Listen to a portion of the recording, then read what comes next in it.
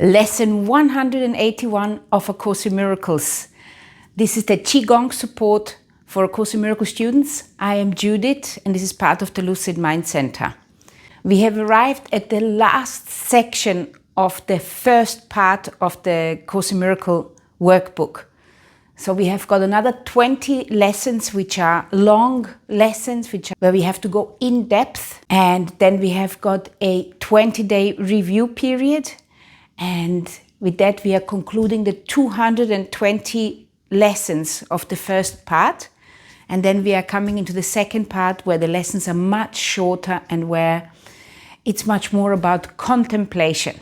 And all this time we've been training our mind. We have been rethinking our beliefs and our truths. So how this particular lesson is going to work today? First, I'm going to read the short introduction and the lesson. We're going to contemplate it together, and at the end I'm going to guide you to a Qigong class which I have specially recorded for this section, where you can apply this lesson to. If you have never done Qigong with me, I suggest you watch the 2 videos which are called How Qigong Can Help You as a Course in Miracles students. You can find the links below in the description. And then you just try it. You might like it. At the end, if you liked the contemplation, if you liked the Qigong with me as well, then please subscribe to my channel, share it with somebody who might need it, and let me know how it went for you, where you're from, and how long you have been with A Course in Miracles. Let's begin. So we are starting with the introduction to this last section of part 1. Our next few lessons make a special point of firming up your willingness to make your weak commitment strong. Your scattered goals blend into one intent. You are not asked for total dedication all the time as yet, but you are asked to practice now in order to attain the sense of peace such unified commitment will bestow, if only intermittently. It is experiencing this which makes it sure that you will give your total willingness to following the way the Course sets forth. So question yourself, are you willing to do it? Our lessons now are geared specifically to widening horizons and direct approaches to the special blocks which keep your vision narrow and too limited to let you see the value of your goal.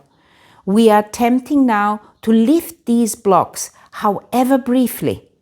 Words alone cannot convey the sense of liberation which their lifting brings. Let me repeat this. Words alone cannot convey the sense of liberation which their lifting brings. When we are lifting these blocks of which are obstructing the presence of love. But the experience of freedom and of peace that comes as you give up your tight control of what you see speaks for itself. Your motivation will be so intensified that words become of little consequence. You will be sure of what you want and what is valueless. You will be sure of what you want because what you want is valuable, and you will know what is valueless and that you do not want. This is what our aim is.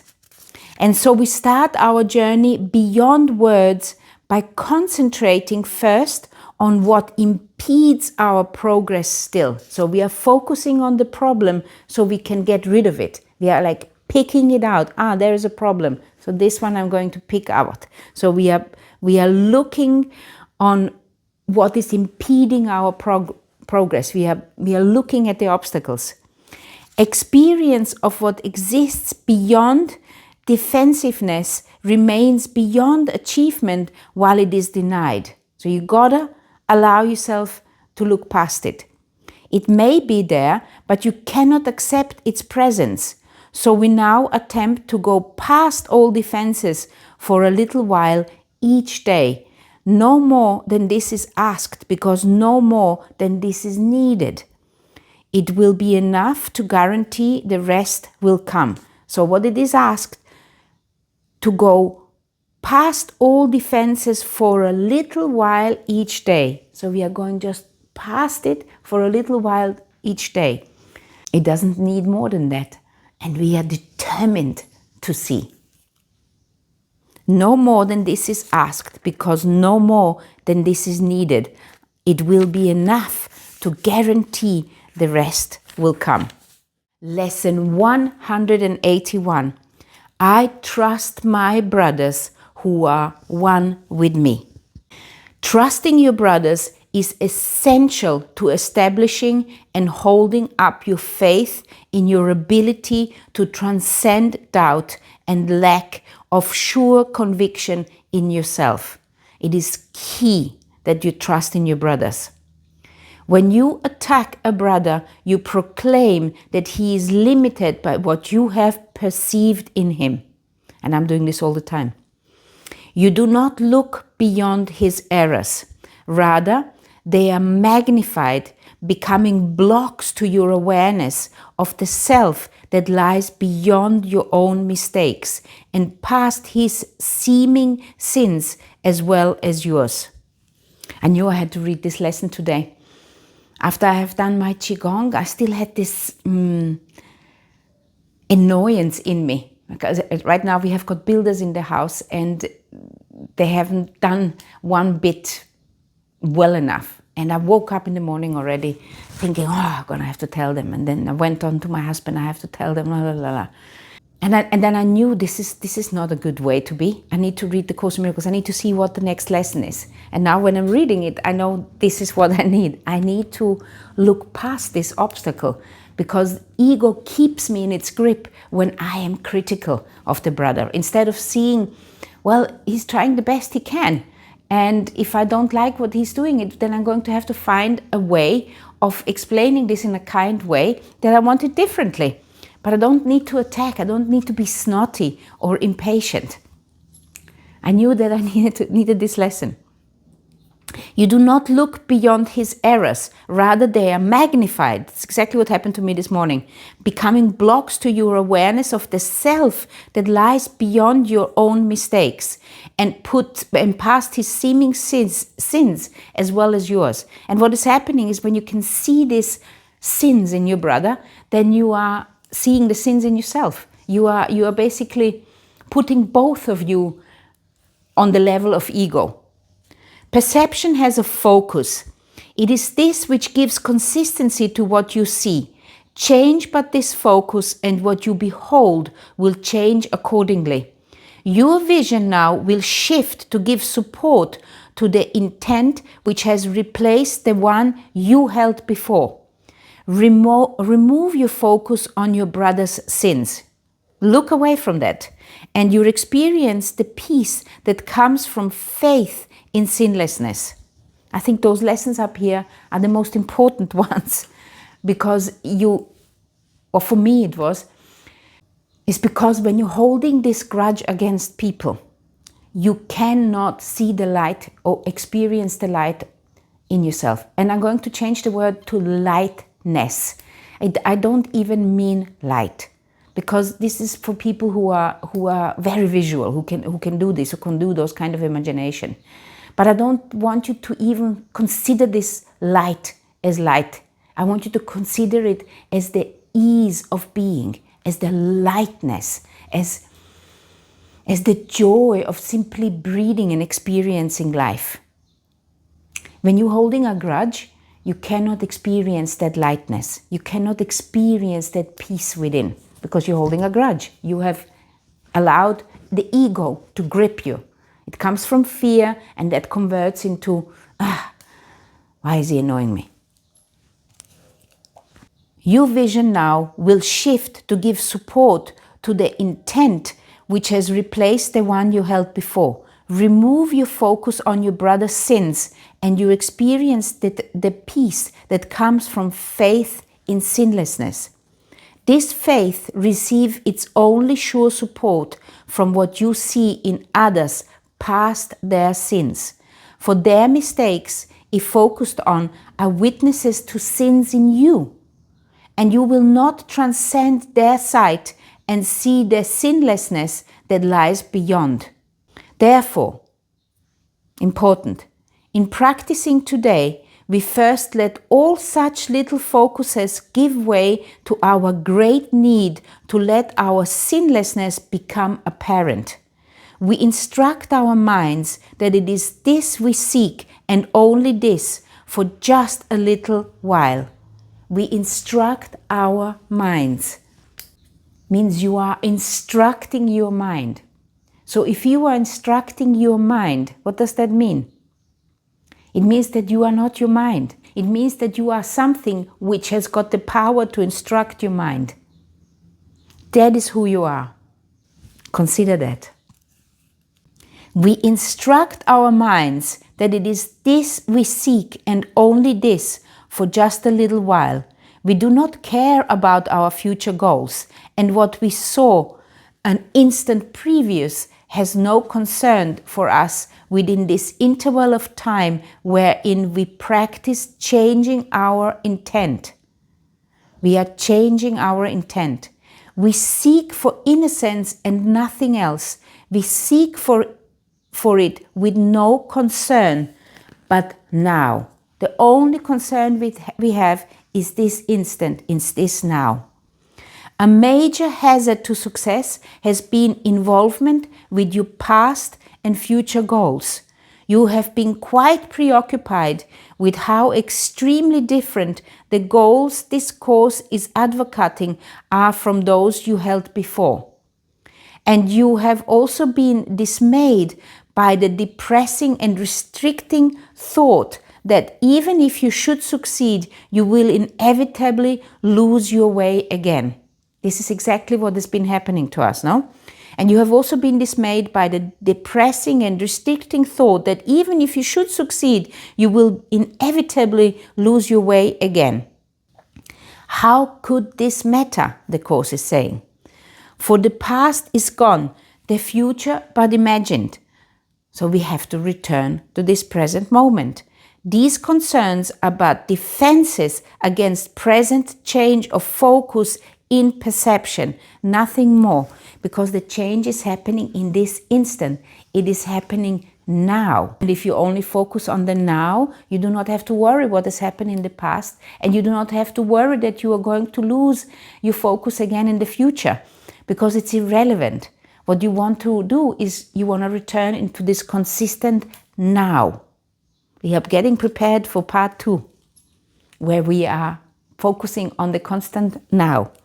We lay these pointless limitations by a little while. We do not look to past beliefs, and what we will believe will not intrude upon us now. We enter in the time of practicing with one intent, to look upon the sinlessness within. The sinlessness within ourselves, the lightness of being, the light within. We recognize that we have lost this goal if anger blocks our way in any form. And if a brother's sin occurs to us, our narrowed focus will restrict our sight and turn our eyes upon our own mistakes, which we will magnify and call our sins. And often when we are angry with our brothers or sisters, we are holding, what we are actually holding against them is the way we are feeling about ourselves. We are blaming them for seeing the sin within ourselves. You're not blaming them for what they have done to you. You're blaming them for what you are doing to them. And that is their fault. Observe that. We recognize that we have lost this goal if anger blocks our way in any form. And if a brother's sin occurs to us, our narrowed focus will restrict our sight and turn our eyes upon our own mistakes, which will magnify and call our sins. So for a little while, without regard to past or future, should such blocks arise, we will transcend them with instructions to our minds to change their focus as we say, "It is not this that I would look upon. I trust my brothers who are one with me. It is not this what I will look upon, because I trust my brothers who are one with me. And we will also use these thoughts to keep us safe throughout the day. We do not seek for long-range goals. And that is exactly the point. There is no long-range goal. There is just this momentary peace which we want, this instant. That's all we want. And if you're adding 1,000 instants together, 1,000 seconds, then you have got a very long holy instant. And we will also use these thoughts to keep us safe throughout the day. We do not seek for long-range goals. As each obstruction seems to block the vision of our sinlessness, we seek but for surcease, an instant from the misery the focus upon sin will bring, and uncorrected will remain. Nor do we ask for fantasies, for what we seek to look upon is really there. And as our focus goes beyond mistakes, we will behold a holy, sinless world. When seeing this is all we want to see, when this is all we seek for in the name of true perception, are the eyes of Christ inevitably ours. And this is the key here, to realizing that Christ is within you, and you have got the eyes of Christ within you. And it's your ego which is not permitting you to use those eyes of Christ. And the Course is teaching us how to do it. The Course is saying, you want to use the eyes of Christ. That is what I'm waiting for you to do. And this is how you do it. Look past the sins. Look past the mistakes. Focus on the lightness of being, of joy and happiness. And focus on the lightness of being within the other person. And there is those people in this world who have done that, who never heard of A Course in Miracles. I watched yesterday an interview with Wim Hof on the diary of a CEO. And the guy has got it. I mean, he's talking all over the place, but he is enjoying the moment. And his mission is to make other people enjoy the moment. And that's what he's doing. It's Wim Hof from the Wim Hof breathing. And he's got it. Never heard of the Course in Miracles, but he's doing it. So, nor do we ask for fantasies, for what we seek to look upon is really there. And as our focus goes beyond mistakes, we will behold a holy, sinless world. When seeing this is all we want to see, when this is all we seek for in the name of true perception, are the eyes of Christ inevitably ours. And the love He feels for us become our own as well. This will become the only thing we see reflected in the world and in ourselves. The world which once proclaimed our sins become the proof that we are sinless. Again, the world which once proclaimed our sins becomes the proof that we are sinless. So you start seeing the real world, because the world you're seeing, this elusive world of the ego, is the one which is obstructing your awareness of happiness. So this same world where you saw all this sin, this same world which is around you, suddenly becomes the proclaimer of sinlessness, because you change the focus. And our love for everyone we look upon attests to our remembrance of the holy self which knows no sin and never could conceive of anything without its sinlessness. We seek for this remembrance as we turn our minds to practice today. We look neither ahead nor backwards. We look straight into the present, and we give our trust to the experience we ask for now. Our sinlessness is but the will of God. This instant is our willing one with His. Because all we need to worry about are these instants, this instant. And if you put a lot of those instants together, like I just said before, suddenly that instant becomes a minute, or it becomes 5 minutes, or it becomes an hour or a whole day. Bit by bit, don't put your focus on the long instant. Just put your focus on this one instant of how you feel. And Qigong can help you with this. Today I'm suggesting a class where you're first going to purify. If you have got some kind of negative emotions, use the body to get rid of it. Use the body to bring you back to this instant. Remember that this body and this breath is always in the instant. So use the body, use this world to return to the instant. Use the beauty of the world. Use the beauty of observing a tree or the sea or a lake or a forest. Use the world and use your body to bring you back to this instant. I hope this makes sense. So for this particular class, I suggest this lesson which I have recorded for you. Here you have got the whole list of Qigong classes where you can pick from. And here I'm inviting you to come over to my new English Lucid Mind Qigong channel, where you can pick any class to enjoy.